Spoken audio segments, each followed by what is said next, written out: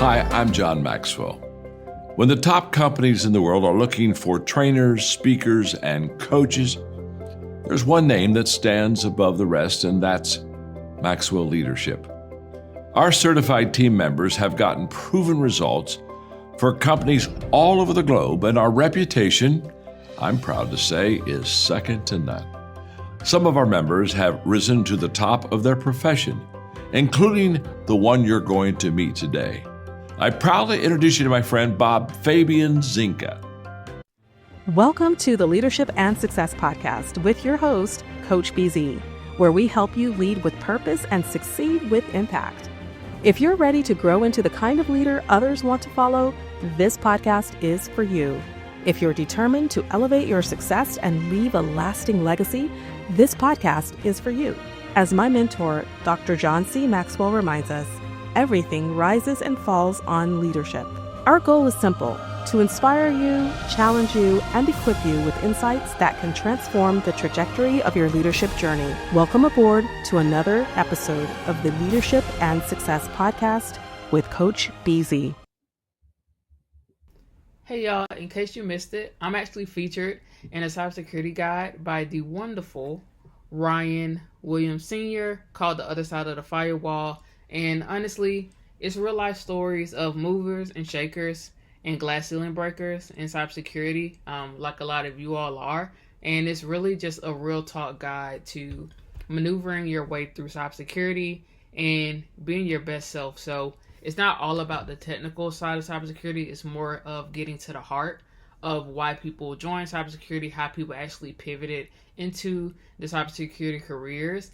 And then just kind of dropping gems and giving you some ways to pour back into yourself, because as we all know, our life is not all about work. It's not all about our careers. It doesn't define us. We define us by who we are as human beings, what we do for other people, and how we pour back into those who've poured back into us. So in case you would like to pre-order it, pre-sales are happening right now. I'm actually going to drop a link to it in the comments and in the posting. So if you would love to support, please do. Please purchase your book, or also just share this posting. So shout out to Ryan. Shout out to all the other individuals who are featured in the book. I can't wait to get mine. Mine is already ordered. So if you want to join and support, then I ask you to do so. Happy Monday, y'all. Have a great rest of your week.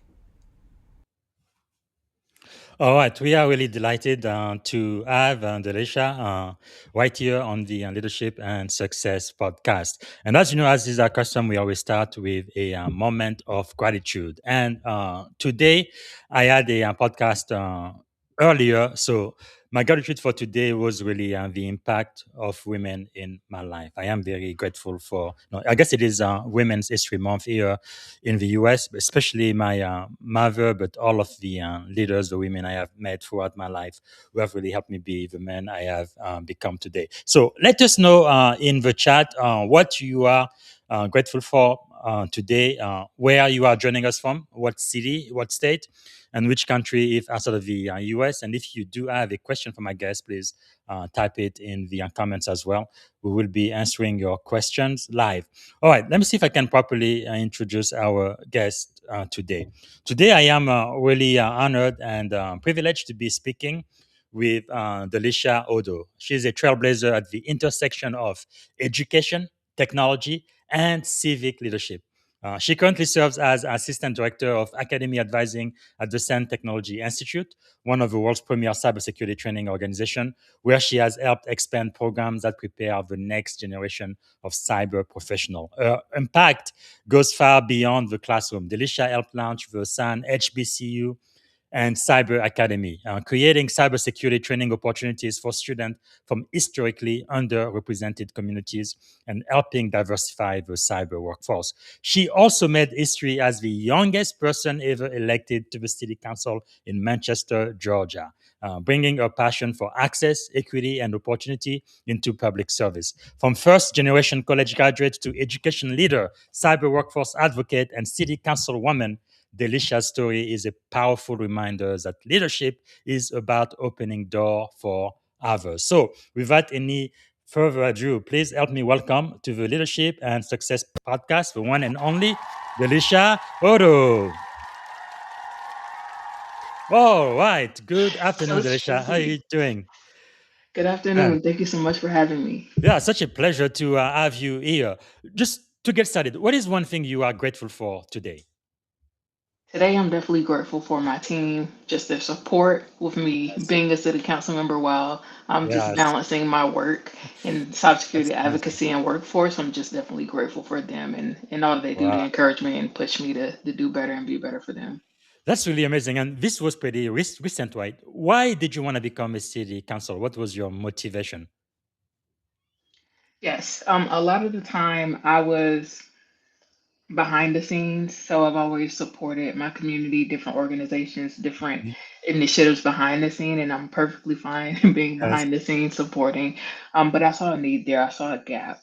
And I felt like it was up to me to fill that gap, to step Mm, in and be a voice for my community, for my district, to say, hey, we yes. see some of the same things going on, we see some of the same issues, but we need someone to step up and speak to those issues and to see what's going on and how we can address them. So I kind of took it upon myself to say, okay, let me step forward, let me talk to the Mm, people, let me see what they need, and be that voice instead of just coming up with solutions without understanding what the yes. actual problem is.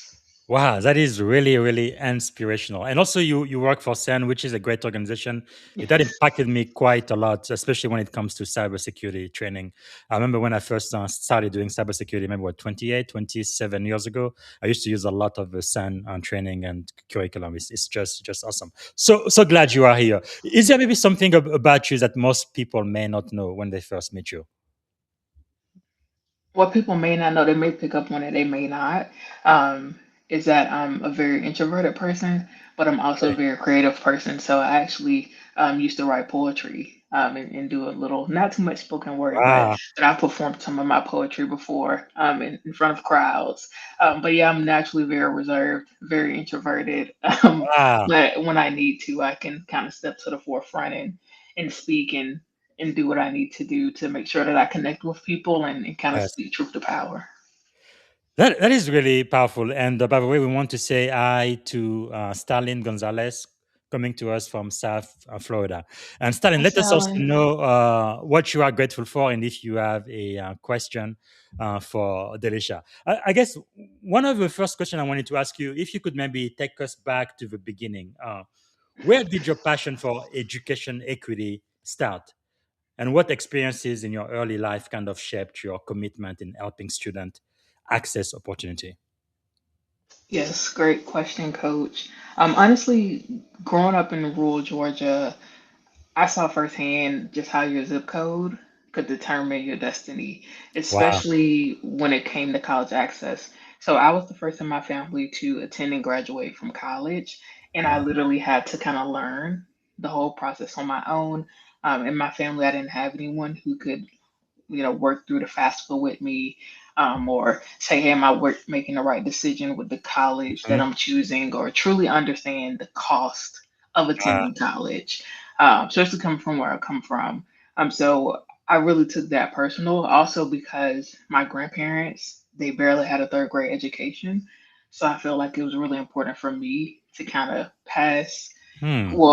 honestly build a new foundation to say, okay, let me take the torch Yes. and take us further.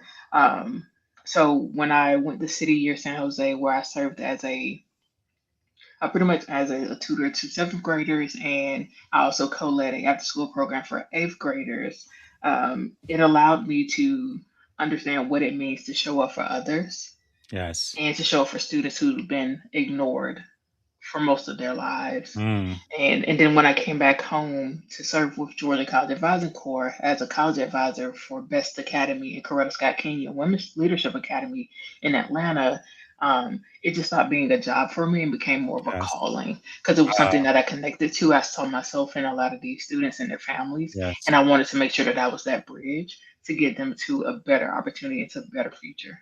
Wow, that is so inspiring. But then you are also in cybersecurity now. I've been doing cybersecurity full time since what, 2005, 21 years now. I can't believe time is really flying. But almost always, right, I was the one and only black person in the room. Now I'm seeing more and more women, more people of color. Not as much as I think we should, but Right. at least it is getting a little bit better. How has it been for you? So I guess the first question is, how did you find cyber security? How did you get into this field? So the funny thing is, I actually stumbled upon SANS and cybersecurity at the same time. And one of the ways that I stumbled upon it is I was working in the nonprofit sector, and I Mhm. know that I wanted to pivot into higher education. So I was searching for roles in higher ed, and I discovered SANS. I had never heard of SANS Institute or Wow. SANS Technology Institute, but I knew that I wanted to pivot into making a difference and Yes. learn something new because I had never heard of cybersecurity. That was my opportunity to really Wow. lean in and say, "Oh, I've never heard of this before. It's interesting." I've always been a person who's loved and very tech savvy, Hmm. so I feel like it could have went hand in hand. So I just really just took that leap Wow. of faith and trusted that I was where I needed to be. And six going on, going to be 7 years in December later, Amazing. I'm in the Wow. right place with the right people. Now, you said you took a leap of faith. For most people, they would be very, very afraid. Where do you think that courage comes from? Um, I would say from being afraid for too long. Hmm. Naturally, I'll speak for myself. It's really easy to get comfortable Yes. and to stay comfortable. And I think for me, it's really important that I always challenge myself in different ways. Wow. A good example of that is when I was in California, I had literally moved cross country. I had never lived out of the state of Georgia before in my life. So I literally moved to California. Yeah. I'm away from my family. And that was me taking a leap of faith, me Wow. committing to saying, okay, I'm going to make friends. I'm going to put myself out there, let people Yes. see who I am was a leap of faith. So I just pretty much learned from that and seen the success Mm. of that and carried that on in everything that I've done since then. And it's Wow. continued to pay it off.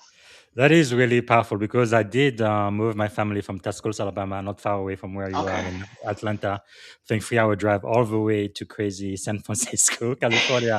Yeah, that was quite a move.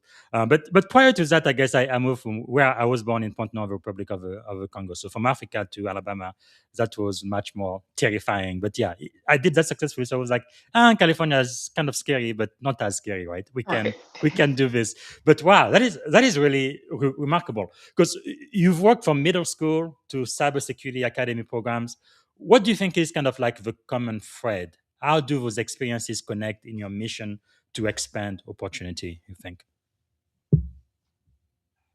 That's another great question.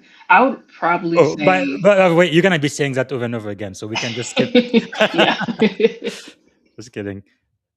No, that was funny. I would honestly say it has to be the connection of just opening doors for other Hmm. people, whether it's a student, whether you're a teenager or an adult, or Yes. you're middle age and you're making a leap to change your career completely from a nurse to Hmm. moving into cybersecurity.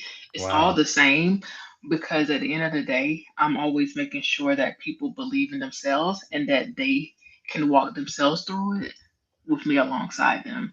And that they Mm. can also, like something I've did, take that leap of faith confidently and succeed and Yes. get it to where they need to be.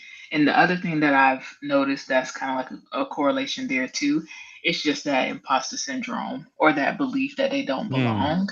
And preaching and leading by example of my own Yes. insecurities and saying, hey, regardless of your age, regardless of where you're coming from, Hmm. we all have something special to offer Wow.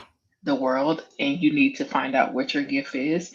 And don't be afraid to share that gift with others because someone always needs Mm. someone's special gift to keep moving, to keep going, Yes. and to get better in life. That is so powerful. Wow. I really love that you are mission focused and people centric. That is so very important, right? You've helped hundreds of students secure scholarship and pursue college opportunities. Is there a student story that still kind of stays with you today? One story that, so it's a couple stories, but I'll give you one Hmm. that kind of goes back to when I was a college advisor in Atlanta, and there was a particular student where they were going to be the first in their family not to just go to college, but to graduate from high school. Wow. So they had experienced generations in their household of people who dropped out before they even got a tassel or that cap and gown to put it on. And this student struggled the whole year with fighting that belief that they didn't belong and that they weren't going to make it and that they weren't Mm-hmm. good enough. And myself and the counselor at the time, we really just poured into the student, and Wow. I stayed on top of them. I said, hey, here are the different opportunities. Even if you don't decide to go to college, Mm-hmm. let's try to set you up for a career. Wow. So they were able to graduate high school, and even though they didn't go to college, they Mm-hmm. were able to land a career with UPS, Wow. and work there and kind of pretty much start their own Yes. um, trajectory of success, and be that new Mm. foundation for that family and to break that cycle. So that was really important for me Wow. to do because that's low hanging fruit. And sometimes people Yes. just need that love and that push and that consistency to get over the hump. So I wanted to be all of that Man. for them. That's really incredible, but because for each child that you've helped, you are really changing an entire family tree. It's really amazing. Now, you said two example came to mind. You want to share the second example too? Yes. Another example was actually early on in my time at Sands. I had a particular student who actually was a clergy member, which is really interesting. So coming from that aspect and pivoting into cybersecurity, Mm, and they really had a challenge with kind of changing their mindset of kind of speaking to imposter syndrome again, mm-hmm, and wondering, okay, am I going to make it through this mm, program? And the funny thing was, they were really good at the course content. So it yes. wasn't that they didn't understand the course content or they didn't know what they were doing. It's just a matter of that second guessing themselves when Mm, things just got a little bit hard, or trying to convince themselves that it was worth making the sacrifices because yes. life is busy. So when you're juggling our program, work, life, family, it gets pretty Mm, crazy. And sometimes you have to make the tough decision of, yes. is it family? Is it this Yes. program? Like, what am I going to do? So we sat down and we kind of carved out what a new timeline looked like for them. It's like, hey, let's throw Mm, this original timeline out the window. yes. Realistically, what does that look like, and how are we going to get you to the finish line? And Wow. us just being transparent and them feeling comfortable to talk to me about it allowed them to finish our program and Wow. flying colors, and now they're officially working in cybersecurity to this day. So I always That's just amazing. love seeing people make the pivot, make the jump in their 30s, 40s, 50s, 60s, Wow. and go into a new career. And like you said, change the trajectory of their family for generations, Yes. because you go from making 30, $40,000 to Mm-hmm. potentially making 80, 90, 100 plus Yes. $1,000 in a little over Wow. a year or two. That is amazing. From clergy to cybersecurity. I've never quite heard of that before. That is Yes, we amazing. need all the different people, so it That's doesn't that's matter. that is right. Because I feel like when I first started cybersecurity, what 21 years ago, it seems like we had a huge focus on STEM, right? Science, technology, engineering, and math. Now, myself, I had a bachelor in chemistry and biology, and almost got a PhD in microbiology. But the thing is, cybersecurity is such a wonderful field, and it's a big tent. It doesn't really matter even if you are in art, music, or it doesn't really matter what. There is something for you to do in this field. Do you agree with that? No, I definitely agree. Yeah. We've had nurses, law Yes. enforcement, Wow. you name it. We've had people come through and make that pivot because, like you said, we need people with different perspectives, Yes. with diverse mindsets, because you don't want everyone who thinks the same, has the same background, Exactly. trying to fix or beat adversaries, because the Hmm. adversaries don't look the same. They look Sure. different. So Yes. we need defenders to look different as well to kind of Wow. match that. That is powerful. And I really love the work you are doing into helping this industry be more diverse. This is just awesome. Now, when we talk about education work, though, it can be incredibly rewarding. That is true.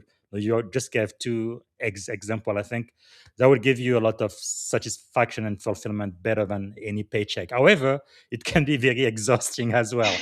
So, how did you deal with burnout and staying motivated when the system felt frustrating or slow to change? The first word that comes to mind is intentional. A lot of people have Mm, noticed this a lot lately. I've used the word intentional a lot yes. in my writing, and I have to be intentional about protecting my peace. Mm-hmm. Um, and that's something that I'm still learning, I'm still working at. And what's kept me anchored was going back to, the data and saying, okay, I've impacted these people's lives, I've taken care Yes. of them.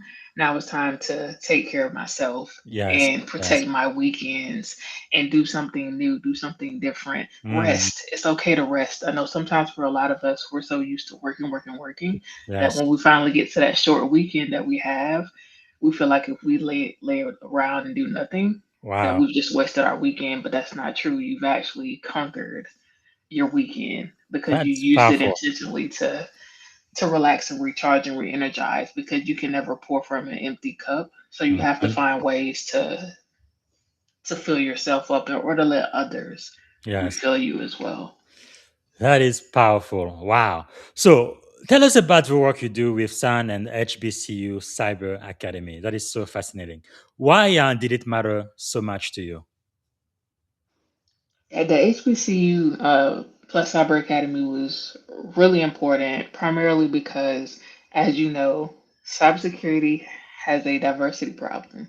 Yes. It is not a pipeline problem. Hmm. It is a door problem. People are not opening doors. And a lot of people didn't realize. So, a lot of people have never heard of historically black colleges or universities, depending on where you're from, or they're not very Hmm. familiar with them.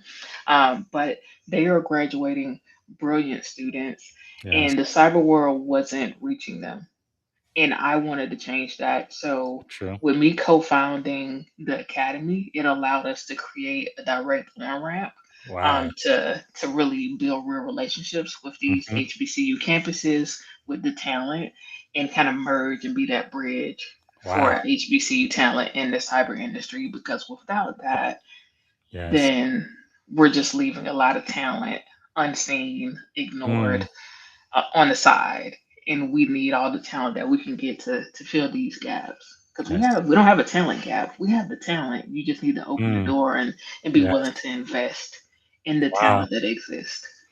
That's really powerful because I've been in Silicon Valley for what, about 12 years now. And there are some companies here, they only hire students from Berkeley or from Stanford or from specific schools, which no, they all look the same, usually white, male. And like I remember when I came here in 2014, there was an ad about a woman software engineer, a software developer, and a lot of white folks here that just went crazy. They're like, "No, these people do not exist." I'm like, "What?" I'm like, "Wow, this is crazy." Now, there's been a lot of changes since then, but again, not as much change as I was hoping for, but it is getting better.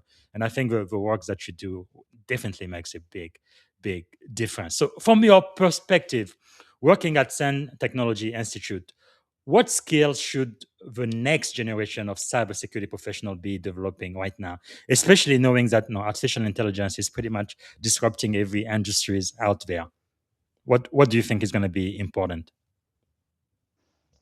Especially because AI has come into the fold and kind of taken over. One of the first things I would say is having that technical fluency as your foundation. So just understanding baseline networks, threat analysis, Hmm. how to think like an attacker, because you have to put yourself in that mindset, kind of like an actor put themselves in Yes. the mind of the character that they're portraying.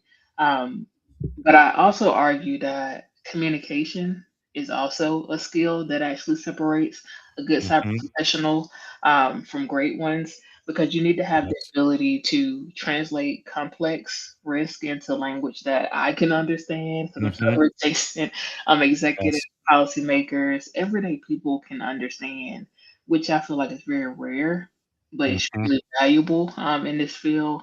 And then also be very curious. Like, don't ever stop wanting to learn, Mm. because the people who thrive are the ones who are genuinely fascinated by the Yes. problem, and not and also committed to staying a student always. And Mm. another thing I'll leave them with is to get involved in the community, whether that's conferences, Yes. um, organizations, mentorship networks, Hmm. the whole nine, because cybersecurity is a team sport. It's like basketball. Yes. You need everybody. Wow. That is so powerful. Normally, I reserve this toward the end, but somebody watching right now, Stalin is asking, What is the best way to contact you about scholarship opportunity at the Sun Institute? I would say you can reach out to me on LinkedIn. I also Mhm, encourage you all to go to mhm, sans.org/cyber hash academy, and that would also show you all the different academy programs that we have that are scholarship based. And then if you're more interested going the college route, then we have sans.edu. So we have mhm. undergraduate programs and graduate programs. So there's a lot of different options and avenues for those who are interested in opportunities at SANS to go, whether they are looking for the free route, which I don't blame you, or you're looking Yeah. for the educational route where you can earn some credit in a degree with it.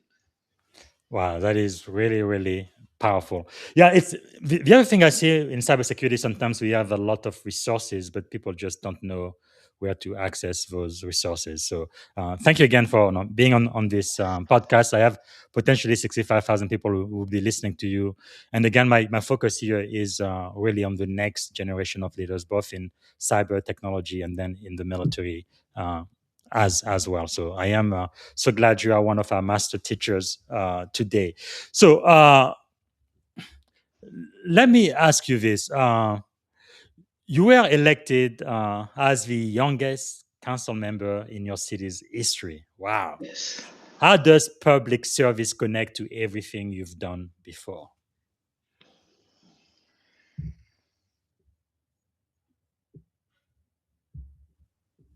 I would say it's honestly the same work. It's just on a different scale. To Hmm. me, honestly, as an advisor, I could change the trajectory of one student's life, and as a Yes. council member, I can change the policies and systems that affect hundreds, if Wow. not thousands, of lives. So serving my community isn't a departure from my career. It's Hmm. more of a fuller expression That's of who I powerful. am as a whole person. So it's like taking different aspects of who I am and putting it into one package.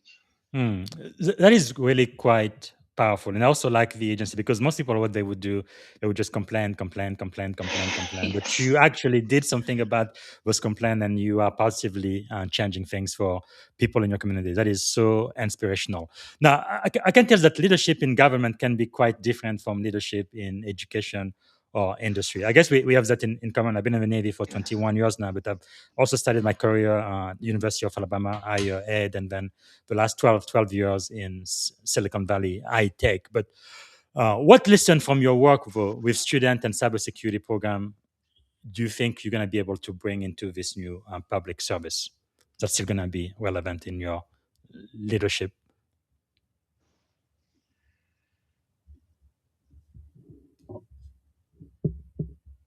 I would say the biggest lesson is how I'm pulling from education in a sense of so people don't care how much you know until Hmm. they know that you care and Yes. how much you care. So that's something that I learned Yeah. early on, not only in education, but I learned every day in public Yeah. service. It's Maya Because Maya Angelou. Yeah.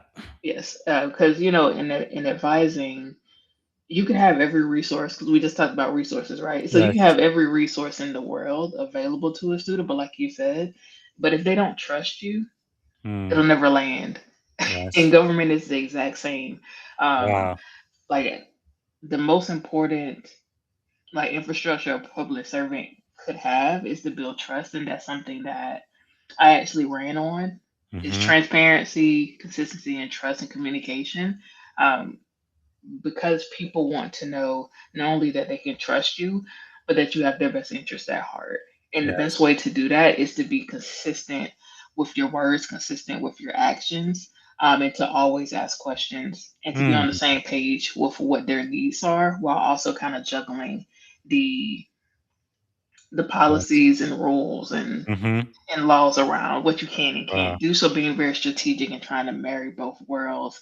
And then I also bring in a systems mindset where, education has always taught me to look upstream, to ask Hmm. not just why is the student struggling, but what about the system that produced this Yes. outcome in the first place? So that's the lens that I look Mm. at, and I feel like local governments is missing. and Yes. what's needed. You have to look at the bigger picture, but also the details, like what systems And were put in place unintentionally or intentionally to yes. create this outcome in the first place, and how can we reverse it or fix it or Wow. dismantle it. That's really powerful because you are looking at the tree, but you don't want to overlook the forest Yes. too. Yeah. So let's think about young people who might be listening to you right now. And I am really quite concerned about the next generation of leaders in cybersecurity and the military tech in general, but really across any an industry. When young people look at politics today, they may feel disconnected, right? What would you say to a young leader who wants to serve their community, but they don't know where to start? Something that I've learned along the way, and that's really critical, especially here in Georgia, is start local and Hmm. start right now. You don't need a title to Powerful. serve, and the most consequential leadership often happens before you even get a title. Hmm. So you're pretty much building your foundation before anyone gives you a title or you earn a title. So Yes. it's always important that you show up to your city council meetings, that you join the board, that you volunteer for a Yes. campaign or a nonprofit that's doing the work that you actually believe in your community, so Hmm. that you can understand the behind the scenes, the Yes. foundation of it, and really get a good grasp on, okay, what is it we need? What are we doing currently to get what we Mhm. need? Where are the gaps? And then you can pretty much build yourself up from there, but also learn how decisions actually get made at your neighborhood level. So understanding how the government works, who the Mhm. gatekeepers are, because we do have gatekeepers, what the Yes. processes look like, where the leverage points are, who can you leverage, Mm. and finding a mentor who's doing the work that you want to do in the future, and not just someone who has a fancy, job title. Because you can learn Yes. really quick that it's not always the person with the fanciest job title that you learn the most from. So Yes. always respect everyone regardless of their perceived work level, Mhm. whether that's the janitor. The janitor may have more gems to drop than the Mm. CEO. So, so Wow. just be, Say that again. right. I love You that. never know. Yes, this janitor will always have, they may have more gems than the CEO. So don't, Yes. push anyone aside based Mm. off society's perceived notion of value based on title. Powerful. That's something my mother taught me. I started the show by saying I was really grateful for all of the women who've impacted my life because many times even when people go for job interviews, especially at the senior leadership executive level, they treat everybody who's a director above so well, but then they kind of mistreat the lady, at the desk, the secretary, the janitor, and all of that. But the truth is a lot of those people could actually have a huge impact on their future in that company. And that's why I think that show has been so successful. What was it called? Where a billionaire or someone who's the owner of the company pretends to be an employee to see how people treat Oh them. yeah, when they switch, yeah. Yeah, I can't remember the name of the show, but anyway, very very popular show. So you really have to treat everybody with respect and with dignity, and that is so crucial for success. All right, let me get into the final segment of our show where I try to get into your mindset and your head to kind of figure out the principles that have helped you be as successful as you are today. So one of the first questions I want to ask is, what do you believe is one of the greatest lessons you have ever learned, whether it's in leadership, in life, or just in general?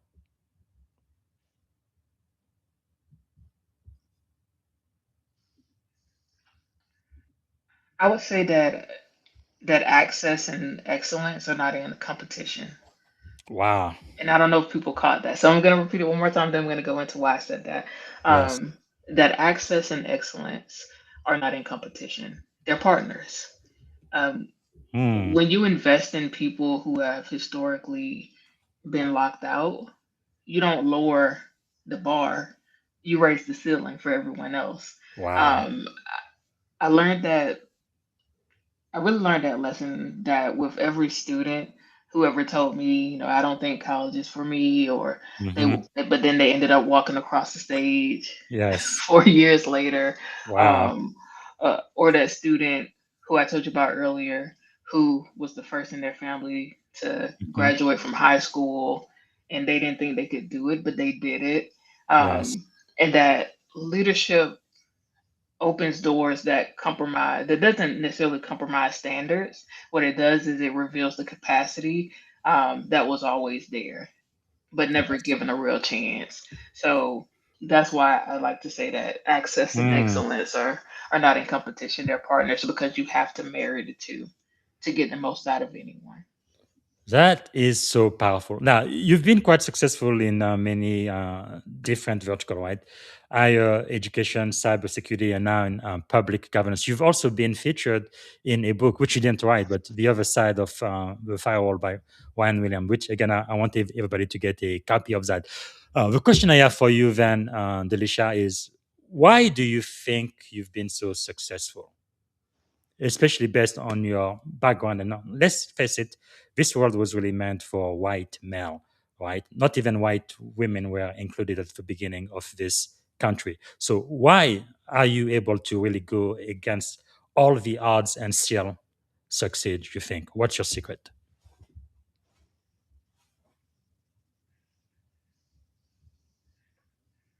I would say because I dare to do so. Hmm. Like I don't wait for permission to do Cool. anything. Um, I don't wait for permission for anyone to tell me who I am. I know who I am and I know whose I am. That's really important to Wow. me. And then also being true to myself. One of the easiest way you can go off the rails is to stop being true to yourself and to do things Hmm. that other people want you to do or things that you Yes. think other people want you to do.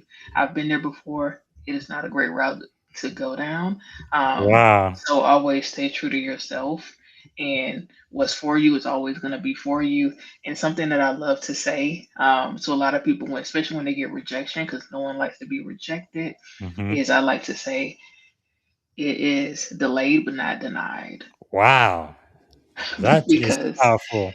yes, because you just because you were Yes. denied doesn't mean that it's over. There's going to be another better door that's going to open Yes. for you. And I feel like me kind of taking that in and sticking to Hmm. that has led to my success and led to me becoming better and avoiding the burnout that I subjected myself to Wow. early on in my career. That is so powerful. And talking about burnout, because you are doing a lot, what kinds of things do you do to kind of recharge? One of the things I love to do is I try to protect my weekends, like I said earlier. So I'll go catch up on aimless reality TV. I'm a Yes. reality TV junkie, so that's like a way to kind of take a break from reality. Um, but I also love to travel to try new things, whether that's new cooking. I love cooking and baking. So if I find a new Nice. recipe, then I'll try to go bake or make macaroons or a new Wow. cake or something. Um, one thing that I plan on doing that y'all can kind of hold me to is I plan on doing something new each month. And one of the first things that I want to do is go to a DJing class. So y'all can kind Wow. of hold me to that. So each month I want to continue learning Yes. and just do something different and have something to look forward to on the Wow. weekends. Powerful. Now, I know leaders are learners. What are you learning these days? Whew, the city council stuff, like all the ordinances, Yes. laws, the rules, the people. Yeah. And they That's also have honestly a lot of the the learning. they also have a specific protocol of how they start the meetings, how they call Yes, to Robert's orders Rule and of all of that. Order. Yeah, all Yeah. that fancy stuff. That's Trainings. wonderful. Yes. Wow. Yeah, you've got your hands full for sure. Now, we've talked a lot about your successes. What about failure? How has failure shaped your life? I really had to learn to take failure on the chin. One of my greatest fears was failure. A Hmm. little bit of it still exists, but I fight it every day. Um, I used to think that failure meant I was final. You could think Yes. failure was final. Um, that it meant it was something wrong with me as a Hmm. person, as a human being. Um, Yes. or if I failed that one thing, that mean I failed at everything. So I was kind of having that all or nothing mindset, which Hmm. is really good to have, which also can lead to burnout. Yes. Um, so I kind of had to rewire my brain Hmm. uh, and and say, okay, is it really that? Is the world Yes. ending? Did you Yes. die? Did you Yes. hurt anyone? So just kind of ask those realistic questions to kind of do a Mm. real check with yourself to be like, you didn't Yes. die, no one died, you didn't hurt anyone on purpose. Yes. Yes. Everyone is okay. You live to fight Mm. another day. You always have the next day that you give your best. So I've Wow. kind of rewired that to say, did I give it my best? Mm. I didn't say that I give 100%. Because you Yes. can split 100% over the course of the week and get to 100%. Did I give it my best from the Yes. capabilities that I had and what I had to give in that day and Mm. time? So that's how I've kind of approached failure. Like it was once this finite, all or Yes. nothing, worst thing in the world for me. I was over, I'm the worst, I'm horrible, Mm. to changing my mindset and my mental to say, no, that's not true. That's a lie. Yes. Wow. That That's not true, is and so and powerful. speaking life into yourself because it's really easy for us to criticize ourselves. We're our own worst critics, but it's Yes. even harder for us to love ourselves and say, "No, you're the Mm. best. No, you're goofy," and not take ourselves too serious. Yes. Wow. We have our first question from the live audience. And Daniel Young, who's a very active member of our tribe here, he says, for first generation and HBCU students who feel called to cyber and missing themselves as leaders, uh, what practical move this semester start architecting their own path beyond applying for another program? Uh, so I guess he's asking for the HBCU students. So these are black student minority. They want to get into cyber, but they have what you mentioned earlier, right? It's like I feel like an imposter, right? Imposter syndrome. What do you advise them to do in order to push forward to really get to achieve what they believe may not be achievable? Yes. For Daniel, one of the first things that I asked you and challenge you to do is to well, you're already taking the great step, which is you're watching this, you're already following Coach BZ, um, and the next thing you need to do is continue to surround yourselves, build your network around people that look like you, that make you feel good, and who are already doing the things that you wish to see Mm, yourself doing. That's the first thing, because by doing yes, that first, you then kind of tweak your own ecosystem to only show you things that are going to get you closer to making that yes, pivot into cybersecurity. Once you do that, the next thing I'm going to challenge you to do um, is to put your research hat on and start looking rather into one of our SANS college programs because hmm, you can, transfer over to SANS. We'll welcome you and get that hands-on training and certifications because we do yes, take college credit. Um, or you can look into one of our academy programs. You can take a mm, break, come into one of our academy programs and learn cybersecurity. And then the third thing I'm going to challenge you to do is as you're building your ecosystem of support, look into different cybersecurity focused organizations. You have Blacks in yes, Cybersecurity. You have Black Girls Hack. It's open to men hmm, too and children. You have Professor Roger White Cyber Lounge. Him and Kevin over there, they're amazing. All yeah, on LinkedIn. So look into those different organizations, join them, become part of their mentorship plan or their study opportunities, and then also look into some cybersecurity certifications as mm, well and get your feet wet. So it's all about kind of perfect, creating your own learning plan for yourself, yes, but definitely start with building your ecosystem with your network and then researching and kind of building your exit plan into pivoting powerful. into cybersecurity. Wow, very very great advice. Now, if you could choose three people, they could be anyone, alive, dead, or even fictitious characters. Who would you choose to have dinner with, and why? Definitely Donna Staley. She'll be at my table, primarily because so she wrote a book called In the Common Favor, which is one of my favorite books that I recommend that everyone checks out. But she pretty Sorry, much what is the name of the book again? it is called Uncommon Favor Uncommon Favor. Got it. by Mm-hmm. Dawn Staley.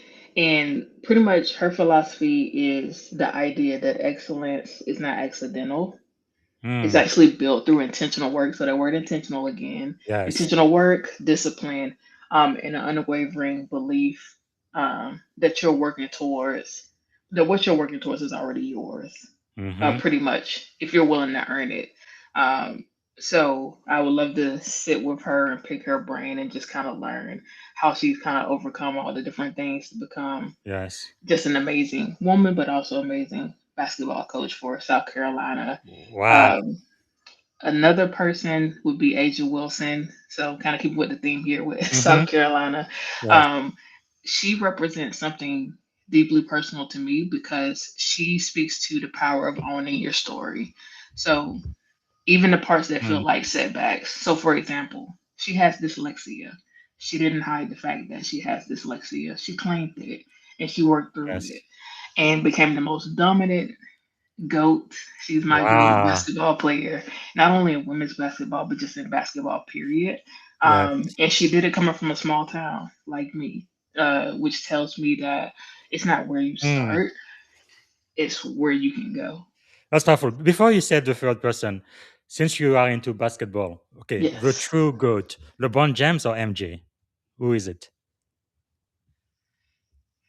I'm gonna go with LeBron. Oh I know a no! lot Oh of no! people are Oh MJ. It's no! Oh funny. I no! think I it's a can't believe it. generational thing. I think it's a Yeah, it generational is thing. I because think generationally some people say Mike yeah, and then just other generations say LeBron. But LeBron just has broken a lot of records. wow, just like you, my daughter mistakenly believe it's LeBron, but it's MJ. That's a fact in life. My goodness. Okay, now we need to end the show. Okay, that's it. Goodbye. All right, give us your third person.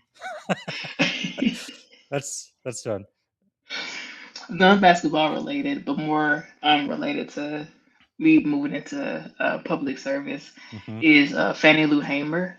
Mm, She would probably anchor the table for me just based off yes. legacy and fearlessness. Like Mm-hmm. she doesn't always get her flowers that she deserves, and when people Yes. talk about civil rights and women's rights movements, they always leave her out. Mm-hmm. But she's like a really critical piece of that, Yes. and she's always advocated loudly, boldly, without apology for Mm, people when no one else was speaking for them. So that's the type of powerful. courage that you don't ask for permission for, and that's the Yes. type of energy that I need at my table to kind of balance things out. Wow, that is powerful. Now, we also like to focus on reading here, and hopefully, you are going to write a book, but you were featured in this book. So, tell us why our audience should purchase this one, The Other Side of the Firewall, the real life story of movers and shakers and glass ceiling breakers in cybersecurity. And you are one of them. So, why should we read it? Yes, shout out to Ryan Williams Sr. This book is amazing, primarily because we talked a little bit about diversity in the Mm-hmm. field. This book is the epitome of that because you literally get Yes. to hear from so many different people, Mm, women, men, young, old, in different areas of their career, pretty yes. much giving you the game plan of where they were, how they were feeling, how they overcome Powerful. failure, how they got to their success, but then Yes. also giving you some quick gems into how to make your pivot into cybersecurity and how to Yes. handle different challenges that you're going to encounter in the Mhm. workforce. So it's a really well-rounded book with a lot of great gems. A lot of Yes. amazing people are also a part of the book. So I feel like it'd be a perfect way for you Yes. to kind of learn from other people in one Yes. area. A lot of people, including Delisha Hodo. Yes, including Congratulations. me. Thank you. What about this one? New York Times bestseller, Uncommon Favor, Don Staley. Why should we read this one?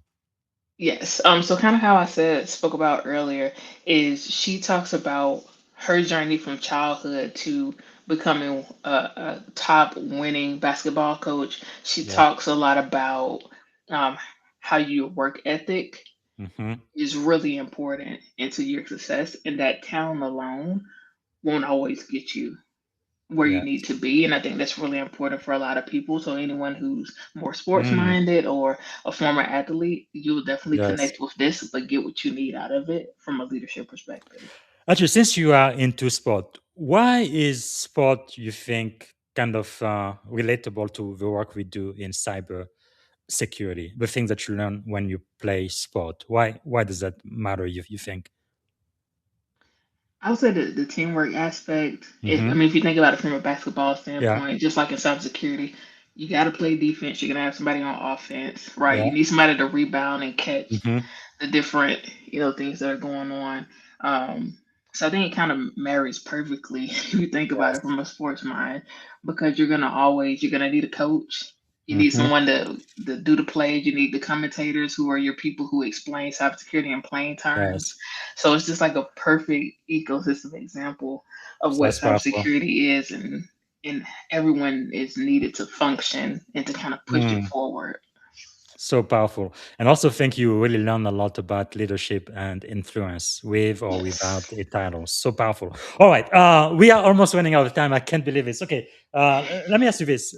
Is there maybe a song, a book, or a movie that would be your life's theme or anthem? Song would be "It's Working" by William Murphy. It's a gospel Yeah. song. Oh, Um, actually, is in Atlanta, right? That's where you are. He has a church there. yes, Yeah. yeah, because the song is about different seasons. So if you kind of listen to the lyrics, Mm-hmm. um, but it just kind of declares that it's your season Yeah. to shine, to grow, to be Mm-hmm. great in a sense. And then another would be Al Green's "Love and Happiness." Has Yeah. to also be my soundtrack because joy is not a luxury in this work; it's a Mm-hmm. requirement, and you have to have a little bit of both to get through life. You need a little bit of Wow. love and a little bit of happiness. Powerful. Wow. Yeah, I love that song by Pastor William Murphy. This is my season for grace, for favor. This is my Yes, season to reap what I have sown. And it says, y'all listen at this. See, I haven't been perfect, but I sure I've been faithful. Wow, that is powerful. Powerful. Okay. yes. Thank you for that. Okay. If you had one and only one day to live, what would you have liked your final contribution to be?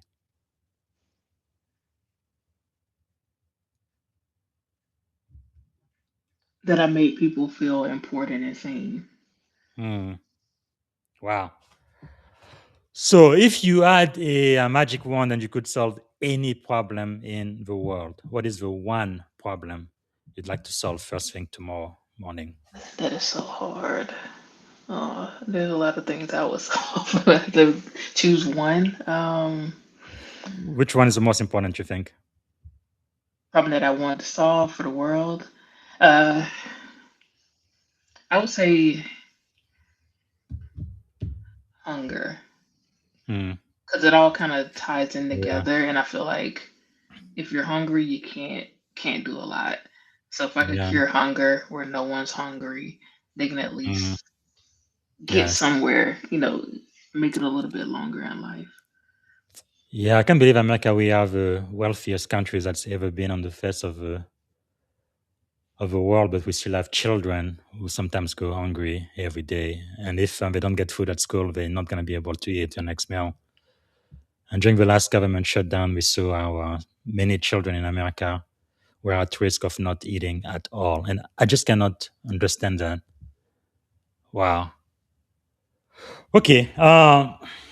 If you had the ear of every black student in America from high school, went to go to college and maybe get into the cybersecurity field, what would you tell them in 60 seconds what they should do? First thing they should do, let's say tomorrow morning. The first thing they should do tomorrow morning is look themselves in the mirror and say, "I'm beautiful, I am loved, I'm amazing, and I'm gonna have the best day ever." Yeah, that's the money of Jesse Jackson. I am somebody. Yes. Wow. Powerful, powerful. Thank you. Okay, we are coming to the end of the show. I could talk to you for hours and hours, but I do need to bring this plan down. So, as we get toward the end, what can my audience do to give value back to you? Honestly, share all the different resources that I push out, all the different opportunities. If whether you're in Georgia or not, there's a Mhm. Georgia STEM Day happening on Friday. It's free, it's virtual. So if you see that on my Wow, page, register, join, check it out. I'll be moderating a panel. Um, and then nice. also feel free to connect. I'm not going to give you all the answers. I'm not going to do the work for you, but I will Yes. point you in the right direction. Wow, powerful. All right. Is there a question I should have asked you, Delisha? I didn't get a chance to ask. I feel like you asked a lot of the The good questions. All right. So the question I have for you then, if you could go back and give a piece of advice to your 17-year-old self, right, standing at the edge of this incredible career you've had in education, cybersecurity, and now in public government, what would you say to 17-year-old Delisha Hodo?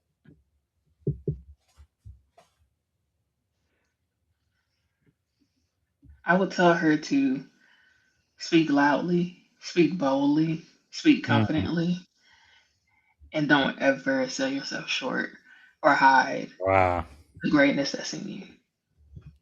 that's powerful.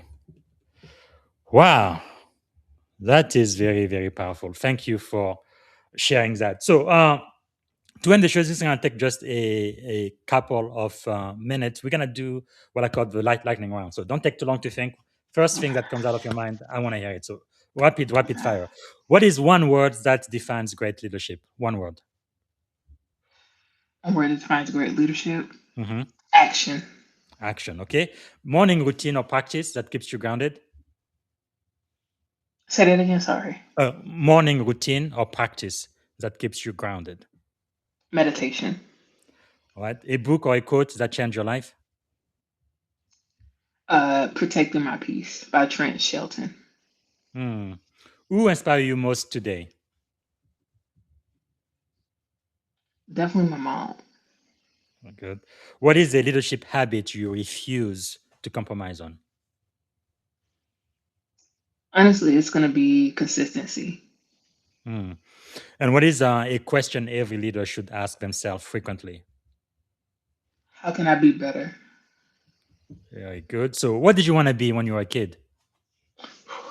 I wanted to play basketball, but also produce music. Wow. So, Okay. Did you play basketball in school? Maybe. yes, I Bef- played basketball from yeah. from 8 Okay. So up to you high did school. watch. I didn't play, but I did watch, especially the greatest of all time, and his name is.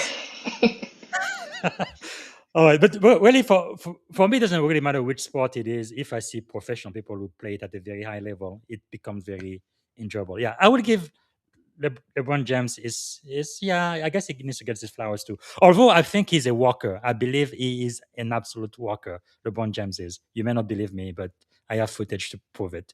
But we're gonna have to argue another time. Okay, what are three adjectives describing you as a child? Man, as a child, creative. Tomorrow, You said, three adjective. oh, three adjectives. Uh, yeah, creative, Mhm. loving, One more. and talented. What about as an adult? As an adult, respectful, consistent, um, dependable. Hmm. What is something you are feeling optimistic about? I'm feeling optimistic about my South Carolina Gamecocks, the women's, Yes. getting back to the championship and getting revenge. Hopefully, they're going to be making as much money as the men soon. I don't know why in sport men make so much more money Yeah. than women. Yeah, Just women work so much harder. yeah, I know. It doesn't make any sense. No, like I kind of joke from many times. People who listen to me now knows that, but I am really the only male in my home, right? A wife and two daughters. If it wasn't for our, our pet, I would be the only male here. But I don't see why women can't get the same exact opportunities as men. I mean, this is crazy. This is 2026. We're like in the 21st century for crying out loud. But Right. anyway, all right. The very last question I have for you then is one word that represents our shared experience on this podcast today. Collaboration. Well, thank you so much, Delisha Hodo. Thank you for being one of our master teachers today. And for me, it's really gratefulness. I am so grateful you took the time to come and speak with us. Really appreciate that. Thank you. No, thank you. It's been a pleasure. All right, everybody. This is one for the book. And again, if you would get a copy of the book that does feature Delisha, The Other Side of the Firewall, the real life stories of movers, shakers, and glass ceiling breakers in cybersecurity by Ryan Williams Sr. And this is it for now. And for those who listened to the first podcast earlier today, we talked about Black History Year. So you can follow that on the podcast or just on my feed on LinkedIn. And also, whenever we're going to have a chance, we are going to continue our study on the book of Proverbs, right? Ancient wisdom and leadership lesson. Chapter 20 is going to be next. Again, this is not a religious study, but it's about how ancient wisdom and leadership lessons from more than 2,000 years ago are still relevant today. All right, that is all I have for you today. Thank you so much for watching, and I see you tomorrow. And tomorrow, I am actually going to have a very important interview with a Navy admiral, and hopefully, you are going to be here. Let me find here. It is. It's Admiral Ken Cowdine, and he's retired now, U.S. Navy, and you really do not want to miss this. I think it's going to be at 6:30 in the morning, so 9:30 Eastern time. So that's going to be Rear Admiral Kenneth Cowdine. Is a data governance advocate, strategic leader, a best-selling author. He's written 2 books now, Nuclear Dragon and General Quarters, thrillers, and he has the third one, Panther, that's going to be released this year. So we're going to be talking about when Admiral write thrillers, strategy, leadership, and storytelling. That's going to be tomorrow, and I so look forward to that. All right, see you tomorrow morning, and thanks again for watching. Bye for now. Thank you for tuning in to the Leadership and Success Podcast with your host, Coach BZ. If today's episode added value to your leadership journey, be sure to subscribe, share, and join us again for more wisdom nuggets on how to lead better and achieve greater success. Remember, leadership is the most critical skill of our time. The world will always need leaders to inspire others, drive innovation, and execute meaningful strategy. So why not count yourself among the bold leaders shaping the 21st century? Until next time, stay inspired, stay committed, and keep leading with excellence.